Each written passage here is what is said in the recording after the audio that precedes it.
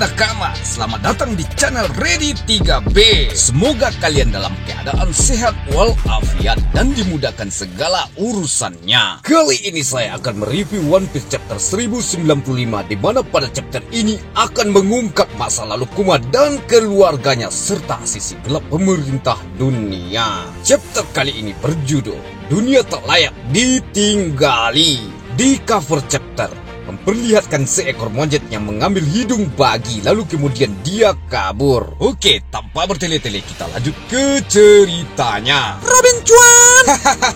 Kelanjutan chapter sebelumnya, di mana Jewerly Bonney setelah mencocol dada Saturn dengan pedangnya, panel pun berpindah memperlihatkan para kroco angkatan laut diperintahkan untuk menjauhi Saturn dengan perintah. Salah satu 5 tetua, Sen Saturn sudah mendarat, Laksmana Muda dan Kapten tetap di tempat selagi para prajurit mundur dari pusat. Mereka tak layak menerima kehadirannya dan para kroco angkatan laut pun berhamburan kepanikan sambil berkata, bagaimana cara dia ke sini? Aku cuma melihat fotonya. Kilatan cahaya apa itu? Kami memanggil Laksmana hanya satu naga kasil. Dia bakal melampaui para dewa. Maksudmu, dia datang dari Mary Joyce? Kemudian panel menampilkan kakek Saturn menatap Bonney dengan sangat bengis dan para wakil Laksmana berteriak, Bonney, apa yang kau lakukan? Sen Saturn! Garasi tertusuk. Dan para wakil Laksmana bersiap untuk membantu Saturn sambil berkata, itu pemimpin dunia yang berkuasa di puncak, siap menembak. Namun Saturn berkata, diam serangga, kalau aku tak mau ditusuk, aku pasti sudah menghindar. Sambil mencengkram tubuh Bonney dan mengeluarkan seperti Hosoku Haki. Hal itu membuat Vegapunk sangat khawatir sambil berteriak, Bonney! Bonney yang menerima serangan tersebut membuatnya terlempar dan mengeluarkan darah di kepalanya, namun tidak sampai meledak. Dan Saturn pun mencengkram Bonney.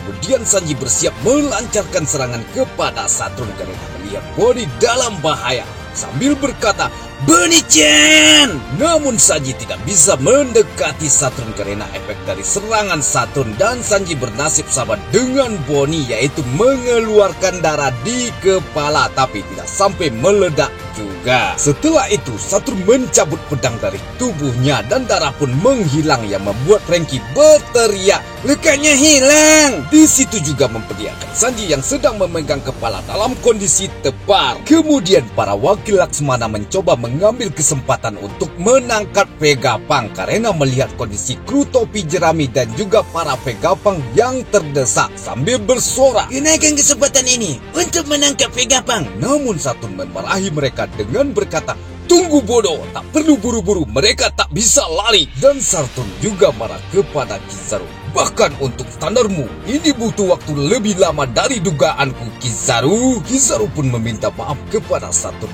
Mohon maaf, aku tak punya alasan. Kurasa aku tak bisa bergerak untuk sementara. Di situ memperlihatkan kondisi Kizaru yang sedang tepar oleh serangan Luffy sebelumnya. Kemudian Saturn menjawab, tak apa, aku tahu alasannya, sambil memperlihatkan kondisi Luffy yang sedang tepar karena kehabisan limit dalam wujud Gear 5-nya. Saturn pun mencoba menginjak Luffy, namun Franky menyelamatkan kaptennya dengan cara menonjok Luffy menggunakan teknik Strong Rack.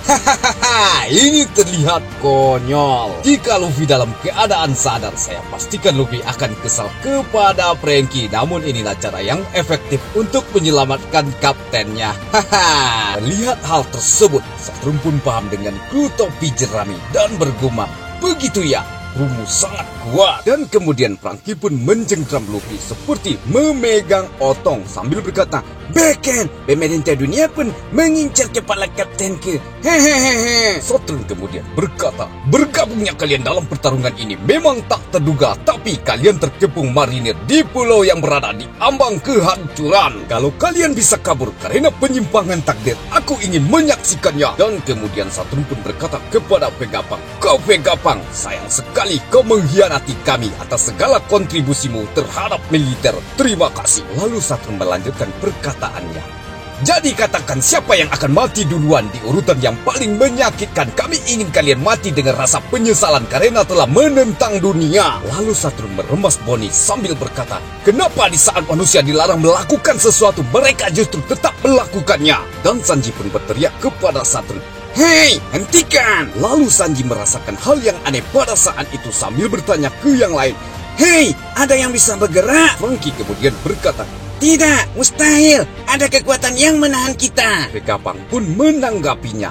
Kalau bukan Sans, berarti buah iblis. Lalu Vegapunk mengkhawatirkan kondisi Bonnie. Oh, tidak, Bonnie! Bonnie yang berada dalam cengkraman Saturn pun berkata, Kau membunuh ayahku, Saturn. Saturn yang mendengar hal itu pun menjawab, Oh, Kuma, sisa dari suku yang melakukan kejahatan besar, satu-satunya yang tersisa dari orang-orang bukanir yang dimusnahkan, sambil meremas Bonnie lebih kuat. Kemudian Bonnie mengingat tentang ayahnya Kuma, di mana Kuma pada saat itu bercerita kepada Bonnie bahwa Kuma ingin menjadi pahlawan yang membawa kebebasan bagi orang-orang menderita, yaitu seperti pejuang kebebasan Nika. Kuma juga mengatakan bahwa dia sangat mengagumi Nika karena dia beraksi sambil tersenyum. Kemudian panel pun memperlihatkan Sanji berteriak, Bonnie-chan, jangan ganggu dia. Begitu juga dengan Vegapunk. Dia cuma anak kecil. Keadaan Bonnie pun sepertinya mulai melemah.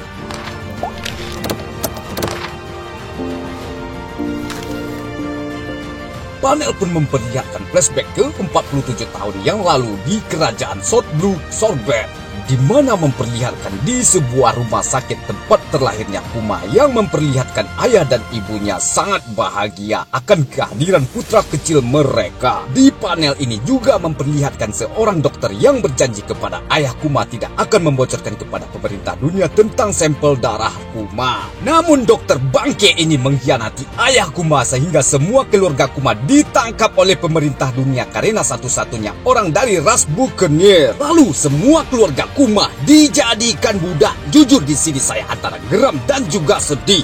Bayangin aja, bayi yang baru lahir dijadikan budak. Memang gak ngotak nih pemerintahnya. Di suatu panel juga memperlihatkan pertemuan Kuma dengan ayahnya. Di situ terlihat jelas ayah Kuma babak belur karena disiksa oleh majikannya. Berbeda dengan Kuma yang mendapatkan perlakuan yang sangat baik dari majikannya. Kemudian dalam pertemuan itu ayah Kuma memberitahu Kuma jika ibunya sudah meninggal dunia sambil membujuk Kuma dengan perkataan, dia sudah di surga sekarang. Dia sudah di tempat yang lebih baik, sambil mengeluarkan air mata.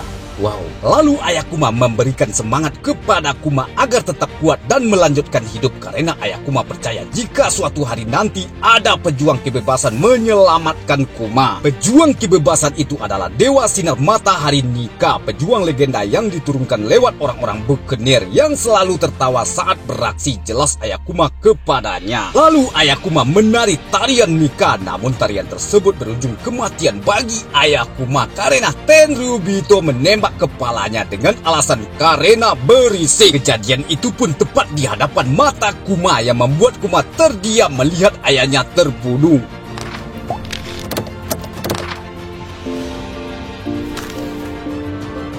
Kemudian panel pun menampilkan flashback ke 30 tahun lalu, yaitu di West Blue. Di situ terlihat Tenryubito menjelaskan bahwa setiap 3 tahun sekali Tenryubito turun dari Mario Joa untuk mengadakan turnamen pembasmian populasi. Dan pada tahun tersebut mereka akan mengadakan di negara yang tidak berafiliasi dengan pemerintah dunia, yaitu di Pulau West Blue. Dan tidak tanggung-tanggung Tenryubito pun mengubah nama pulau tersebut dengan nama God Valley dan merampas pulau tersebut sebagai properti pemerintahan dunia. Tidak hanya itu, mereka juga akan melakukan tradisi lama, yaitu berburu penduduk pribumi. Keputusan tersebut ditantang oleh raja dari pulau tersebut, namun dia dibunuh oleh seseorang yang bernama Sainfi Garling. Di situ terlihat Garling muda dengan penampilan yang berbeda, dengan rambut setengah bulan tanpa jenggot yang membuat para Tenryubito terpesona akan penampilannya. Kemudian di situ Tenryubito juga menjelaskan selain menyerang penduduk pribumi, juga akan menyerang budak yang bermasalah. Ini sungguh keterlaluan. Suasana di sana juga memperlihatkan Saturn dengan penampilannya masih seperti sekarang. Di sini bisa disimpulkan kalau Saturn seperti manusia abadi atau seekor iblis. Di panel itu memperlihatkan seorang bawahan Saturn melapor jika dia berhasil menangkap seorang bocah dari ras bukanir. Ya, bocah itu adalah Kuma. Panel pun berpindah di mana Kuma kecil yang sedang diseret oleh 2 orang sambil menyiksanya karena berniat untuk kabur. Kemudian secara tiba-tiba kita dikejutkan dengan kedatangan dua orang di atas bukit, yaitu Emperor Ivanko dan juga seorang bocah Ginny sambil memakan daging, dan mereka pun bersorak, "Hai ho ho, tahan di situ, begitu ya? Jadi kau hadiah untuk tahun ini. Kudengar kau dari suku Bukenir. Kudengar Bukenir punya darah raksasa." Lalu Ginny menyela Ivanko, "Kakakku ini lumayan besar juga." "Cuma wajahku. Tunggu, bukan itu intinya bodoh," kata Ivanko. Kemudian Ivanko bersorak lagi, "Lihat orang-orang ini. Kenapa semua orang punya ekspresi sedih yang pasrah?" Lalu Ivanko bertanya kepada kumat kecil, "Aku akan terus hidup. Kau bagaimana?" Dan chapter 1095 pun berakhir. Oke nakama, sekian dulu untuk review chapter 1095 kali ini. Chapter kali ini sungguh sangat menyedihkan dan akan banyak sekali pertanyaan-pertanyaan yang bersarang di benak kita. Untuk minggu depan chapter akan libur dulu. Terima kasih telah menonton video ini dan jangan lupa subscribe ya. Oh, ya kudasai.